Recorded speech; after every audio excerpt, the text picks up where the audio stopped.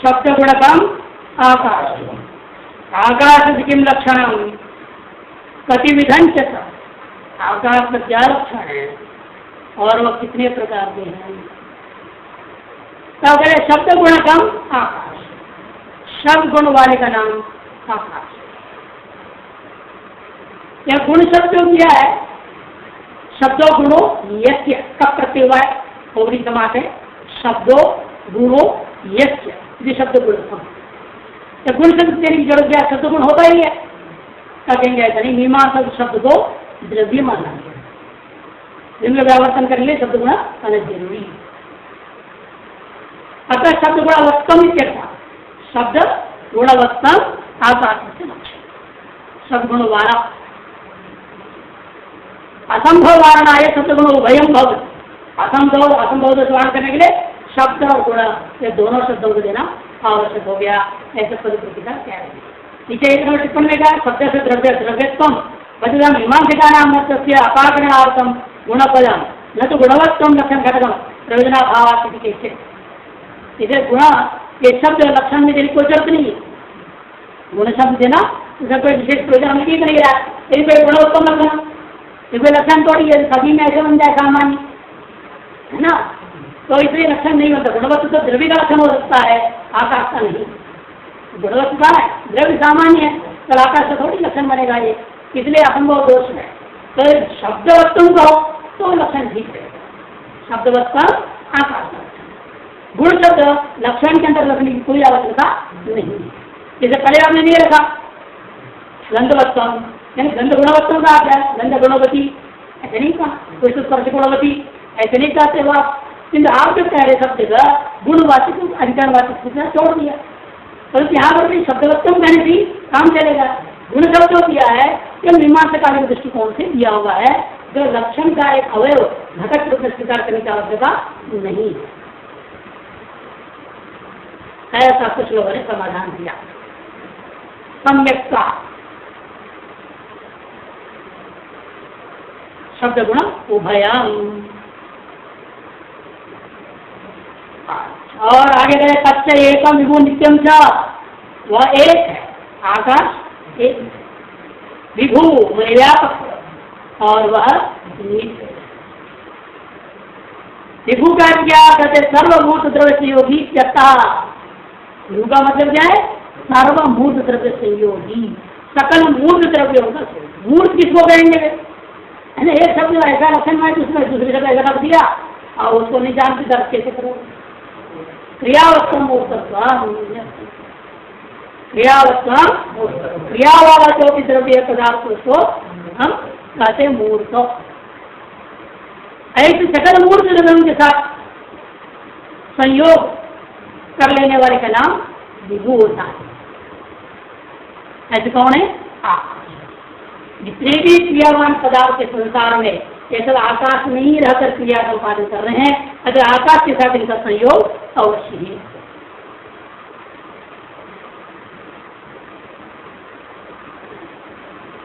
विभु नित्यम, नित्य का लक्षण कर चुके हैं, इसलिए दोबारा नहीं कर रहे हैं। तो एकम एकम एक संख्या, एकत्व संख्या विशिष्ट है, अनेकत्व वाला ये नहीं है। पहले सब आया चारों में द्विविधा है ना, नित्यम अनित्यम च, नित्या परमाणु रूप इत्यादि आपने कहा। वैसे यहाँ नित्यम अनित्यम दो नहीं है, या अनेक भी नहीं है, एक ही है, एकत्व संख्या विशिष्ट है। काल से किम लक्षण गति च भेदा, काल का क्या लक्षण है, उसके कितने भेद है। अतीतादि व्यवहार हेतु हो काल, अतीतादि व्यवहार के कारणीभूत द्रव्य विशेष का नाम काल। अतीत बीता हुआ, भूतकाल, अनागत भविष्य का, और वर्तमान ये वर्तमान। यह अतीत है, यह वर्तमान है, यह आगे आने वाला भविष्य है। इस प्रकार का जो व्यवहार हो रहा है, उस व्यवहार के कारण भूत द्रव्य विशेष का नाम ही सच्चाई को ऊपर नित्य, वह भी एक है, विभु है और नहीं है। एकम विभु नित्यम से पहले का नपुंसकलिंग आकाशम के लिए काल पुलिंग के शब्द पुलिंग सच्चाई को विभु नित्य। संस्कृतिकार कहते हैं अतीत इत्यादि यो व्यवहार हो, अतीत इत्यादि से वर्तमान भविष्य इस प्रकार से व्यवहार हो रहा है। अतीतो भविष्य वर्तमान इत्याद्यात्मक और स्पष्ट कर दिया। अतीत भविष्य वर्तमान इत्याद्यात्मक इत्यादि रूपा जो व्यवहार है उसके असाधारण हेतु हो, उसका असाधारण कारण साधारण कारण कौन है? असाधारण कारण में काल है, साधारण कारण कौन?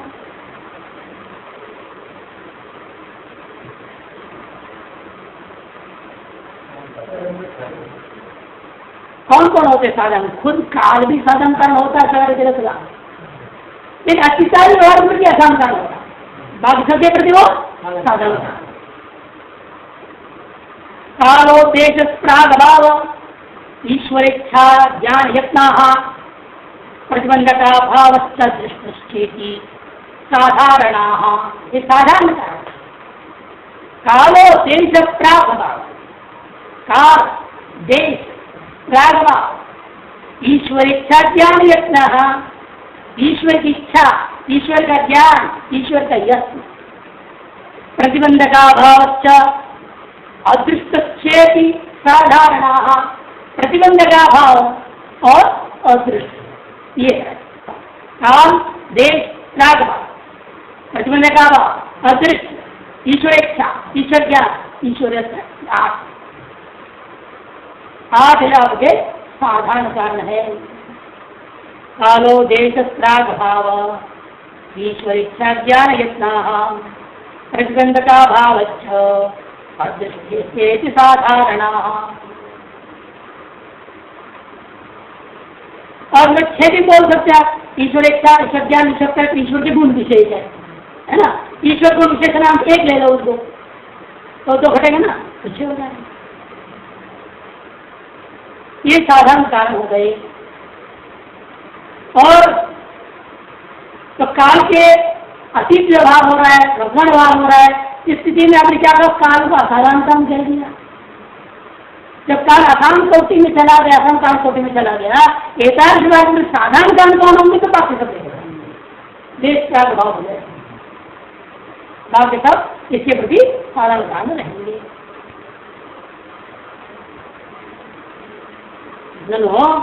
इदम लक्षणम आकाश व्याप्तम व्यवहार से शब्दा प्रदत्त अतीत। अब बोलोगे ना, शब्द तो बोलोगे। अतीत वर्तमान या भविष्य, इन शब्दों का शब्दात्मक व्यवहार से भी करो, शब्दात्मक होगा। यह जो शब्दात्मक होने के नाते एक शब्दात्मक व्यवहार के कारण तो आकाश होता है। काल कहाँ से कर रहे हैं? काल का लक्षण चला गया आकाश। अत्र हेतु पद निमित्त हेतु विवक्षित, हेतु शब्द से आसारण कारण जो निमित्त कारण को लेना, समवाय कारण को नहीं लेना। समवायी असमवायी निमित्त भेद से तीन प्रकार के कारण आएगा ना, तो उसमें से निमित्त कारण कोटि वाले को असम कारण को लेना। यहाँ पे समवाय भी नहीं और समवाय भी नहीं लेने का। राका कालिया उसे सनिकर शादी में सीधा जो था अनिवृत्त हो गया। अब काल नहीं जाएगा, काल ही असाधारण निमित्त कारण है। नैवं त्यो असमवाय कारणस्य आवश्यकता सच कालपिंड संयोग एव इति तदाश्रित्य कार्यपद्धति बोद्धव्यम्। न चैवं तयोः असमवाय कारणस्य आवश्यकता। भाई लेकिन उसके लिए तो एक असमवाय कारण की तो आवश्यकता है। बिना असमवाय कारण का कोई भी कार्य सिद्ध हो नहीं सकता, शब्द से बात हो नहीं सकता। अभी बात तो सही है आपका। और वो तो क्या करूंगा मैं? तो स्थिति में असमय कारण से आवश्यकता सच काल पिंड सही होंगे। असमय कारण कौन होगा? काल और पिंड। जिसको आप अतीत काल वाला कह रहे हो, उस अतीत काल का जो व्यवहार जिसके साथ हो रहा है, जिस पिंड को लेकर हो रहा है, उस पिंड काल संयोगी क्या होता है? उस पिंड को लेकर के अतितत्व व्यवहार के प्रति असमय करना। जैसे शरीर है, इस शरीर का बाल्यपन अतीत है, तो ये जो बाल्य पिंड था, बाल्य भाव का जो पिंड था, उस पिंड का बाल्यकाल का जो संयोग है वही अतीत व्यवहार के प्रति असमय है। इसी प्रकार वर्तमान में क्या है, इस साक्षात दिख रहा है, इस पिंड के साथ जो काल संयोग है वह काल संयोग इस शरीर की वर्तमानिक व्यवस्था का व्यवहार के प्रति असमयता मिल जाएगा।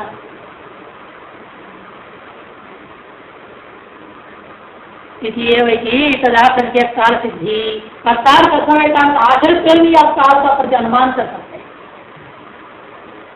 आप अनुमान कैसे करेंगे? अतिदादिवार कर दो पक्ष असमय कारण कहा, कोई तो असमय कारण वाला है ना व्यवहार कार्य, तो ये कोई भी कार्य है असमय कारण वाला होता नहीं। असमय कारण कौन है? काल सिद्ध हो जाएगा। शिव का आश्रय कौन बनेगा? काल संसार करते का आश्रय काल हो जाएगा। इस तरह से काल की सिद्धि या अनुमान आदि के द्वारा सिद्ध कर सकते हैं।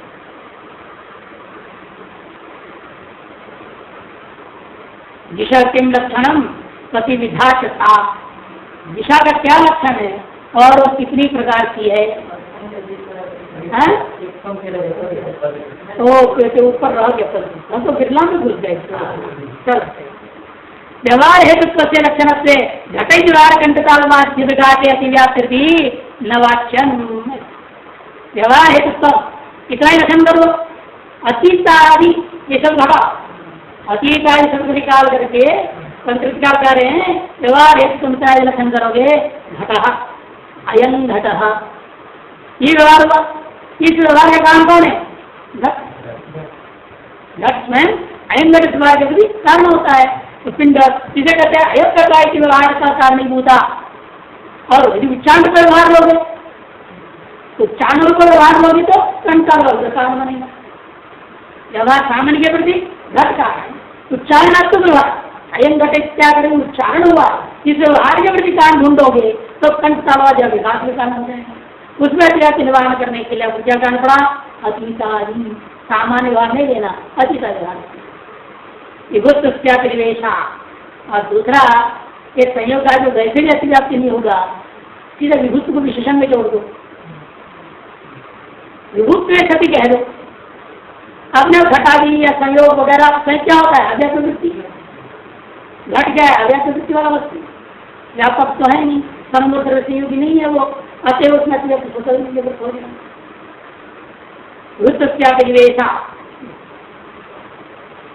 दिशा की लक्षण दिशा का क्या लक्षण है और कितने प्रकार की है? प्राच्य व्यवहार हेतु साक्ष्यता नित्य विधि च। प्राच्य व्यवहार का कारणीभूता जो द्रव्य विशेष है उसका नाम दिशा है और वह एक है, नित्य है और विभू है।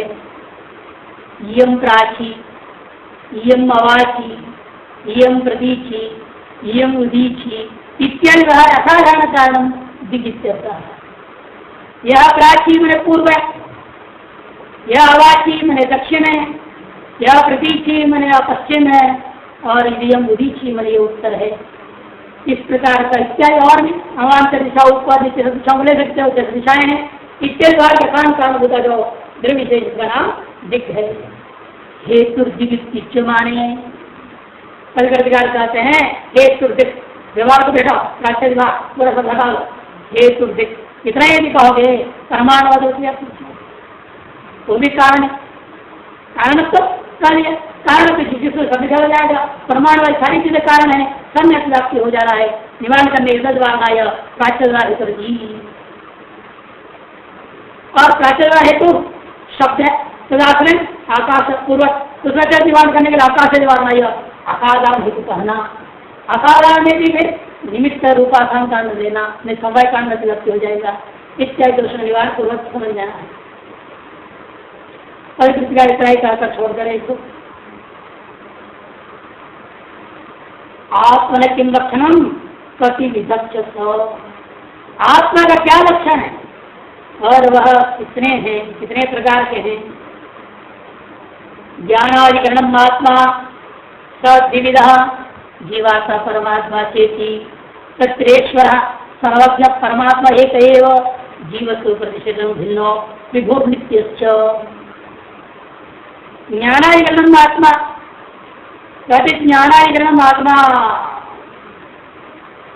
ज्ञान का जो अधिकरण है, ज्ञान का आश्रय, ज्ञान निरूपित, ज्ञान निरूपित समवाय संबंधावच्छिन्न आश्रय होगा, उसका नाम आत्मा।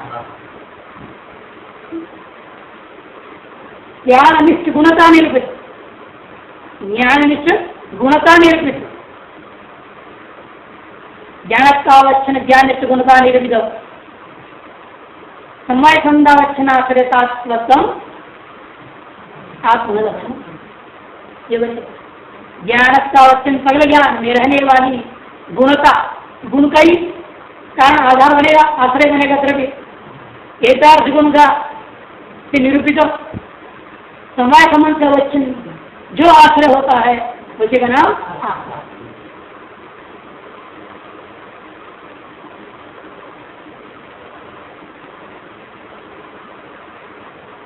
ये सब समय संबंध सिंचु कहना पड़ा गया है ना, संयोग आने में आत्मा संयोग में व्याप्ति होंगे, तो इसलिए आपको ये सब जोड़ना ही पड़ता है अंतलक्षण में।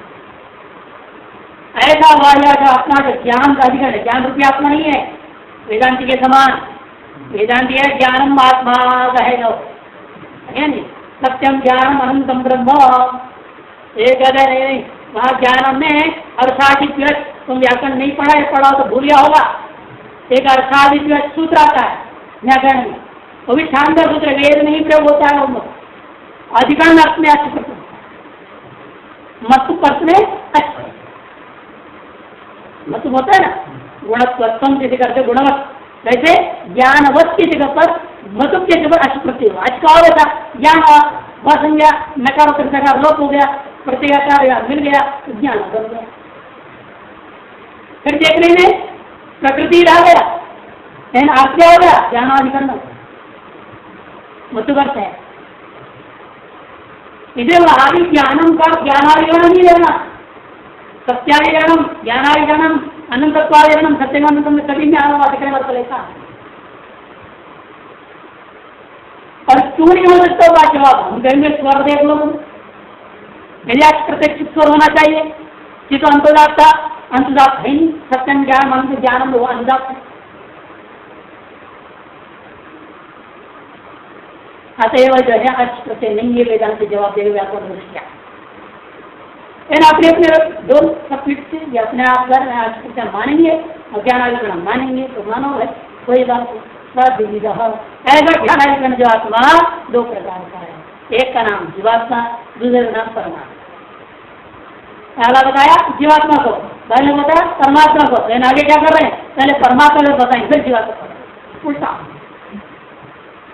सत्र तयोर मध्य, उन दोनों के बीच में से ईश्वर है सर्वज्ञ परमात्मा एक।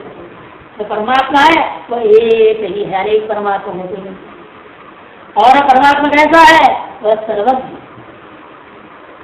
और सब पर शासन करने के स्वभाव वाला, ईश्वर धातु से ईश्वर सब पर शासन करने वाला है, सबको जानने वाला है, ऐसा वह परमात्मा एक ही है। जीव तो किंतु जो जीव है वो अनंत, इसलिए जीव अनंत है तो मन भी अनंत। जीवत्व प्रतिशरण भिन्नो विभुर नित्यच्छ, और प्रति शरीर भिन्न है, व्यापक भी है, नित्य भी। अनेक जीव और सारे जीव व्यापक माल, और एक जीव दूसरे से टकराते भी नहीं, सब एक दूसरे से सटे हुए हैं, व्यापक सभी है। फिर सभी ज्ञान भी अलग अलग हो जाता है, क्यों? कारण मन का परमात्मा, आपका मन आपकी आत्मा से संयोग करेगा, दूसरा व्यापक आत्मा होने पर उसका संयोग नहीं करेगा। लक्षण सबका तो व्यापक है, मैंने जहाँ आपकी आत्मा वहां पर दूसरी की भी आत्मा है ना, लेकिन आपको ना आपकी आत्मा नहीं संयोग करेगा, दूसरी की आत्मा को देखा जाती है निश्चित रूप में। इसलिए आपके मन से आपकी आत्मा में ज्ञान होगा, दूसरे की आत्मा में वहां रहते हुए भी ज्ञान होगा। अच्छा, एक के पढ़ने से सबका पढ़ना संभव नहीं। नहीं देख पढ़ने तो सारा संसार एक ज्ञानी उससे मुक्त हो जाता।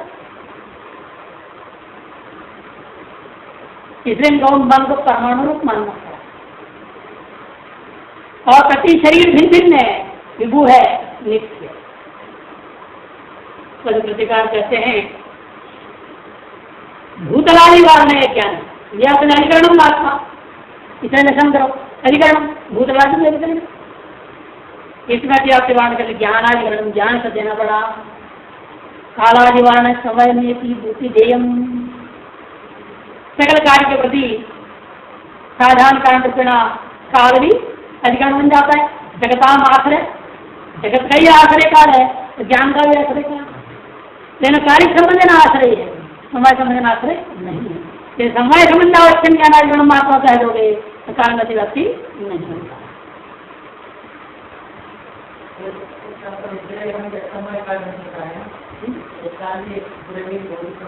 कौन? हाँ होना चाहिए, कुछ जरूरी नहीं है। कोई कार्य उत्पन्न हो तो उसको समाधान मानेंगे, जब कोई कार्य उत्पन्न नहीं हो तो दूसरा समय का एक बात। और फिर भी व्यापक पदार्थों पर संयोग जो मानते हैं तो संयोग क्या समय का कौन हो जाता है? कहाँ पैदा हुआ? काल विश्व का संयोग हुआ, काल आकाश का संयोग हुआ, तो समय का निगम कौन है? काल ही तो है, समय का नहीं। जो सामान्य गुण जो काल आदि भी पहला मान लेते हैं हम लोग, जो ये मानते व्यापक पदार्थों का भी परस्पर संयोग होता है, परस्पर विभाग होता है, ऐसे जो मानते हैं उस दृष्टि में क्या होगा? काल संयोग जो पैदा हुआ जिसमें जो पैदा होता है समय उसका वो समय समय पैदा होता है, उस दृष्टि में संयोग आदि के प्रति समय काल हो जाएगा।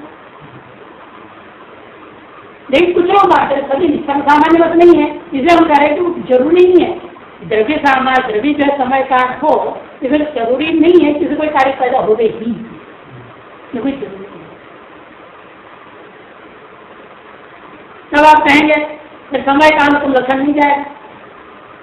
यदि कोई कार्य ही नहीं पैदा हो जिस द्रव्य से, तो इस द्रव्य में लक्षण कैसे जाएगा? द्रव्य समय का अनुकूल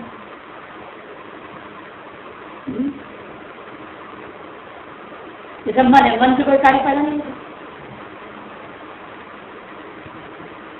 मन से जो संयोग आपको कार्य करेगा, मन आपको संयोग हुआ तो फिर कार्य मन में भी रहेगा, इसका असर कौन? मन भी हुआ, इसे समय का मन में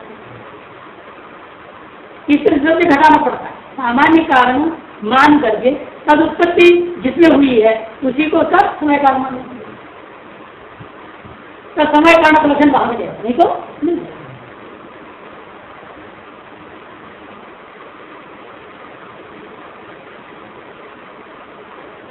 समय समय नित्य ज्ञान वाला ईश्वर, इसी प्रकार समय संबंध से ही नित्य ज्ञानवान जो होगा उसका नाम ईश्वर, नित्य इच्छावान नित्य प्रयत्नवान ईश्वर होता है। जीव सुखादि समय कारण जीवित करता है, सुखादि का समय कारण होता जीवा है, केवल ज्ञानाधिकरण नहीं, सुखादि सभी का जो समय कारण है। पूरे जो गुण माने गए हैं 9 गुण आत्मा में, उन सभी गुणों का अधिकरण समय कारण आत्मा जीवात्मा है, ऐसे समझो। ईश्वर में 3 गुण रहा, इच्छा ज्ञान प्रयत्न, तीनों ही नित्य रहता है। इन तीनों में समय कारण ईश्वर, जैसे का समय संबंध देना नित्य ज्ञान नित्य इच्छा नित्य प्रयत्न ईश्वर।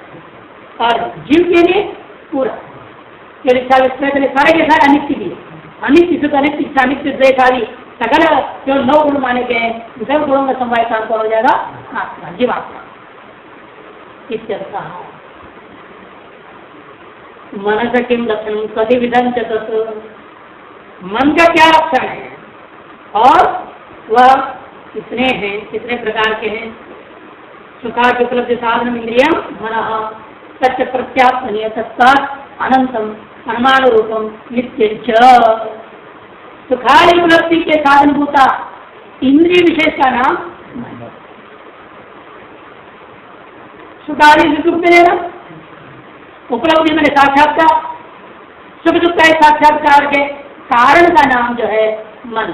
कारण सती इंद्रियत्म, सुखादि साक्षात्कार कारण सती इंद्रियत्म मन का लक्षण होगा। और प्रति आत्म निरत, प्रत्येक जीवात्मा का अपना अपना मन अलग अलग है, नियत, प्रत्येक जीवात्मा से जुड़ा हुआ अलग अलग। अतएव वह अनंत, ये प्रत्यात्मा कैसा है? जीवात्मा अनंत, शरीर अनंत है और विषय भिन्न होने से जीवात्मा भी अनंत है, उससे जुड़े हुए प्रत्येक अपना अलग अलग मन के नाते मन भी अनंत है। तो अनंत है तो फिर इसलिए इसको परमाणु रूपम न करो, परमाणु रूपम नित्यंच और नित्य,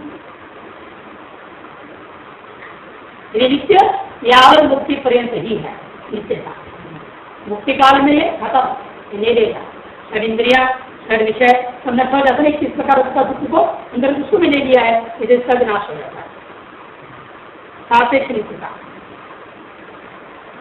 आत्म सेवा निवारण इंद्रिय मिली, इतने को सुख दुख है साक्षात्कार कारण तुम मनसा लक्षण, कहते ऐसा नहीं होगा, आत्म संयोग में दिवस, आत्म संयोग कोई भी साक्षात्कार के प्रति कारण है, उस कारण में आपकी निवारण करेंगे इंद्रियम का संयोग। तो क्या है? साक्षात्कार कारण संयोग क्या है? एक गुण विशेष है और इंद्रिय विशेष नहीं है, इस वजह से अर्थ नहीं होगा। चलो फिर इंद्रिय तो मतलब लक्षण कीजिए, इंद्रिय मनसो लक्षण अदे भी नहीं हो सकता। चक्षुराज निवारण आय सुखेगी, चक्षुराज में व्याप्ति हो जाएगा, सब इंद्रियां है उन सब इंद्रियों में इंद्रियत्व रहेगा, उन सब में व्याप्ति होगी। निवारण करने के लिए सुखादि साधन यह विशेषणांश भी देना पड़ा। सुखेगी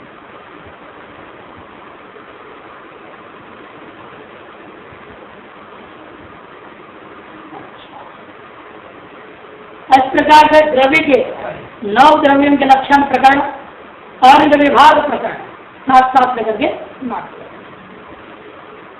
अब इससे आरंभ होगा गुणों का, गुणों के लक्षण और गुणों के विभाग, और उनका परीक्षा पदकृति में होता है, परीक्षा तो पदकृति में करते हैं, लक्षणों की परीक्षा, इसे लक्षण परीक्षा विभाग तीनों चल रहा है। पहले लक्षण हुआ, फिर विभाग मूल में सब 50 पदकृति की परीक्षा। रूप से किम लक्षणम प्रतिविधन तत्, रूप का क्या लक्षण और वह कितने प्रकार के? चक्षुर मात्र ग्राह्य गुणो रूपम, चक्षुर मात्र ग्राह्य होता हुआ जो गुणत्व वाला है उसका नाम चक्षुर मात्र ग्राह्य सती गुणत्व रूप से लक्षणम। अच्छा, और वह शुक्ल नील पीत रक्त हरित कपिश चित्र भेदा सप्तविधम, पृथ्वी जल तेजो वृत्ति तत्र पृथिव्याम सप्तविधम, अभास शुक्लम भरे भास शुक्लम तेजसी। अच्छा, वह जो है 7 प्रकार का सप्तविधम, कौन कौन है वो? सफेद, नील मैंने काला, पीतो पीला, रक्त लाल, हरित हरा, कपिश हल्का लालिमा और पीला मिक्सचर वाला रंग होता है कपिश, और चित्र मैंने बहुरूप, सब रूप मिला हुआ भेद के 7 रूप। और ये 7 रूप कहाँ कहाँ रहते? पृथ्वी जल तेज पृथ्वी, रूप सामान्य कहाँ रहता है?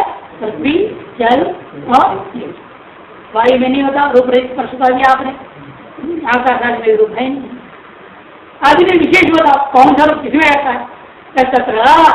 पृथ्व्याम सप्तविधम, 3 द्रव्यों में से भी पृथ्वी नामक द्रव्य में 7 प्रकार के रूप होते हैं। लेकिन तो जल में आभास्वर शुक्लम जले, आभास्वर शुक्ल सफेद रंग जल का रंग होता है, सफेद आर पार ऐसी शुक्लता आर पार दिखता पानी गिरा होता, और चमकीला नहीं, चमक दाम को चुभता है। आभास्वर शुक्ल, भास्वर शुक्ल में चमक रहा, वो तो तेज नहीं है। भास्वर शुक्ल अभी बहुत तेज जगह क्या होता है? आपको देख नहीं पड़ता, आंख बंद कर, सूर्य देखो आंख बंद करना पड़ता। आभास्वर शुक्ल जल में और भास्वर शुक्ल अद्भुत। कृतिका रूपस्थाई वारणा गुण बना गुण पर जो ले तो चक्षुर्मात्र तो निकलन कर दीजिए। चक्षुर्मात्र द्वारा उत्पत्ति जाती है, जाति जो है नियम है ना, जो गुणों इंद्रिय ग्राह्य तन्निष्ठा जाति तदभाव नहीं इंद्रिय ग्राह्य। जो गुण जिस इंद्र से ग्रहण करते हो उस गुण में विद्यमान जाति और उस गुण का अभाव भी उसी इंद्रिय से ग्रहण होता है। इस नियम के आधार पर जाति भी चक्षुर मात्र ग्राही होने से उसमें अभिव्यक्त हो जाएगा, निवार नहीं तो गुण पद चक्षुर मात्र ग्राही हटाओ गुणत्वम तथा निवार है चक्षुर ग्राही ग्राह्य स्थिति गुणत्व विधान कर दो। ग्राह्य स्थिति गुणत्वम ग्राही होता हुआ जो गुणत्व वाला है गुण हो जाएंगे सारे गुण। 24 गुण में एक को छोड़ो बाकी सब जैसा ग्राही होते हुए गुणत्व जाति वाले हैं, सब निकल आ गए 23 में। उसका केवल निवारण करने के लिए अपने चक्षुर चक्षुर मात्र ग्राही करा लेंगे तो चक्षुर ग्राही मात्र शुद्ध रहता चक्षुर ग्राही गुणत्व तो रसायन निवारण हो जाएगा। लेकिन कुछ ऐसे भी है जो चक्षुग्राही होता हुआ तो इंद्रिय ग्राही होगी 6% पुष्ट स्पर्श तो ये ग्राही इसमें छुओ तो मालूम है ठंडा है कि गर्म। संख्या छू के बता देंगे कितना है यहाँ पर 4 है 5 है कितना है छू के बता सकते हैं ना। इसलिए हम एक्सपर्ट हैं नोटबुक छू के बता देंगे 5 रुपये के नोट 2 रुपये का नोट छू के बता देंगे। अपने गुरु जी के सूरदास वैश्य शास्त्री सिद्धांत विदासन गुरु जी तो हम तो ऐसे जान करके करते थे जीवन में 50 रुपये लाओ कोई सामान ले आओ ला करके दे दिया वापस कितना हुआ 20 रुपये खर्च हुआ मुझे लीजिए 30 रुपया 10 रुपये करा लेते हैं 10 20 दिया गुरु जी एक 20 रुपये का नोट है एक 10 रुपये का नोट है नहीं झूठ बोलते हो दोनों 10 रुपये का नोट है। अच्छा से गुरु की गलती हो गई जान के करते थे देखते कितना कमाल है पहचान लेते नोट बल अवस्थान अंधे हो गए 8 उम्र में 6 विषयों का आचार्य और एक विषय में स्वर्ण पदक विजेता अंधे और भाष हो गया इतनी कंठस्थ वचन हम लोग एक व्याकरण पढ़ते थे ना सिद्धांत कौमुदी तो पढ़ता टीका के पंक्ति बोलो आगे फटक बोलते हमें पढ़ना पड़ता था फिर इसी व्याख्या सर उनके एक चचेरा भाई था वो भी साथ में पढ़ते थे वो उसको तुम रटो जो दोष वो रटता जो पढ़कर ये सुन के इनको याद हो तो उसको याद ही नहीं रखने वाले को याद नहीं हो रहा है सुनने वाले को याद हो वो एक ही विषय एक आचार्य करके थक गया फिर अपने भतीजे को लाया फिर किसको पकड़ा अन्य सारे विषय प्रश्न पढ़ो बोलते जाएंगे दूसरा लिखते जाएगा स्त्री शब्द ऐसे और थे न्याय पढ़ाना चाहते थे उनको पढ़ने पाए उनसे न्यायाकारी की बहुत घटो भी आगे लेकिन ऐसा लक्षण पूरी 18,000 पूरा भागवत कंठस्थ आदमी को बजाते हुए भागवत गा रहे क्या बुद्धि शक्ति होगी। हमने एक बार पूछा दोनों हर अष्टमी दोनों इकट्ठे हो जाते थे वो भी आते थे मेरे विद्यालय से लखाने में आते थे हम लोग भी चले जाते गुरु जी आते हैं चलो तो सेवा कर दी जाए सफाई सफाई करिए उसकी भतीजा होता था वो भी ऐसे ही आवाज कर दी मस्ती में तो हम लोग जाते थे सेवा में तो हम लोग दोनों सेवा कर बैठते थे दोनों को बिठा कर हम लोग बैठते थे तो ये बात पूछते थे और हमने मुझे गुरु जी बताइए आपके नृत्य बड़ी थे तो जो अपने नए गुरु जी थे तो तब मैंने कहा बेटा तो नहीं समझता है आंखों की जितनी शक्ति क्षीण होती है ना उसकी कोई गणना नहीं कर सकता। आपकी जीवन शक्ति का आधी शक्ति आंखों से होता है। आप बंद हो गया भगवान ने हमारे लिए शक्ति आंख से निकाल के कान बनाओगे अब इतनी तीव्र हो गया, एक बात सुन लिया सब याद हो जाता है, इसलिए हमारी शक्ति बढ़ गई। भगवान की कृपा, ये सभी अंधों में भी नहीं होता है, तो हम पर भगवान की कृपा नहीं है, उस शक्ति को स्मृति शक्ति और श्रवण शक्ति में परिणत कर दिया। कितने पड़े, लेकिन निद्रा ज्ञान की वजह से उसी चिंतन 24 घंटा शास्त्रों के चिंतन दूसरा है ही नहीं। मैं साहब के व्याकरण और गुरु जितने वो तो पागल हो गए, अस्पताल भर्ती करना पड़ा, फिर हज़ार के लिए गाँव ले गए, वहाँ उनको उपचार किया गया, बहुत मुश्किल से ठीक हो। फिर उनको पढ़ाने के लिए लोगों ने घर वालों को प्रतिबंध लगा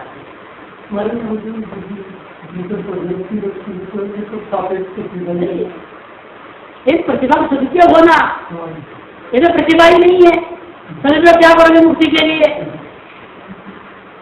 ये प्रतिभा सापेक्ष, भले ही वो सारा सापेक्ष है, लेकिन मुक्ति के लिए सापेक्ष तो साधन है। हम इसीलिए उसकी प्रशंसा करते हैं कि वो साधन की धन्य है, वो ऐसे प्रतिभाशाली है, जहाँ सारे इंद्रिय ठीक होता है अपने नहीं। छह विषय का आचार्य कर रहा था, कार्य जो सब इंद्रिय ठीक देख विचार कर पैर पंक्चर हो रहा है, क्या आदमी है वो? उनके उत्साह देखिए, प्रेरणा मिलती है उनको देख देख करके, इसे सिर्फ पढ़ पाए क्यों? ऐसे बंदे संघ की वजह प्रेरणा मिले, हमने भी इतना पढ़ लिया, अरे हम क्या है, 2 पाठ पढ़ के सो रहे, कार्य अपने आप 4 पाठ पढ़ो, तैयार करो, नींद पर विजय पाओ। सूरदास देते आंख न रहते में वो है ऐसे, आंख रहते अंदर वैसे होना चाहिए। पूरी कोशिश की, पूरी मेहनत की, प्रेरणा बनती है। एक ही बार आए थे बाद में उनके पास पढ़ाने लगे, तो वहाँ आए तो देखा, महिला ने देखा दिया उनको, तो वहाँ इधर आए थे, इसमें देरा ऐसे गुरु लोग मिलना भी बड़ा सौभाग्य की बात से सहयोग होना और टाइम देना उनका, और इतने व्यस्त से पढ़ाते थे सीधा वालों को। और ये हमारे प्रदेश विस्तार थी, पहले 15 मिनट टाइम दे सकता हूँ पढ़ाना, केवल रोज आते जाते किसी को निष्ठा ही नहीं पढ़ाई, बकवास परीक्षा के लिए पढ़ते हैं, परीक्षार्थी से बहुत दिक्कत हो।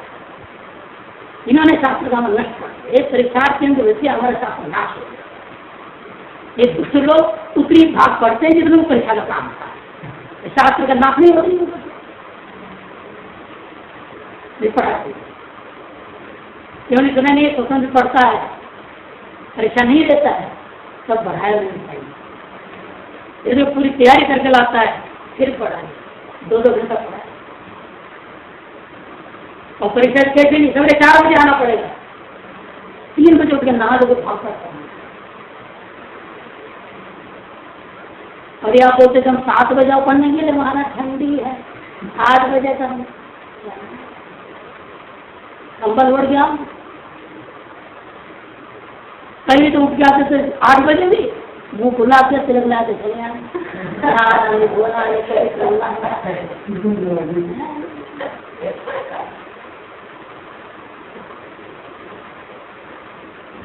ऐसे लोग हैं, क्या विज्ञान को मिलना, ऐसे लोग विज्ञान ध्यान इच्छा होनी चाहिए और समर्पित होना, ये हम उन लोगों को सीखा। अब विद्या में समर्पित पूर्ण रूप से विद्या के हृदय में अपने आप आ जाए, गुरु का वो श्रवण के निमित्त मात्र बनता है, प्रकट होने हो जाता है।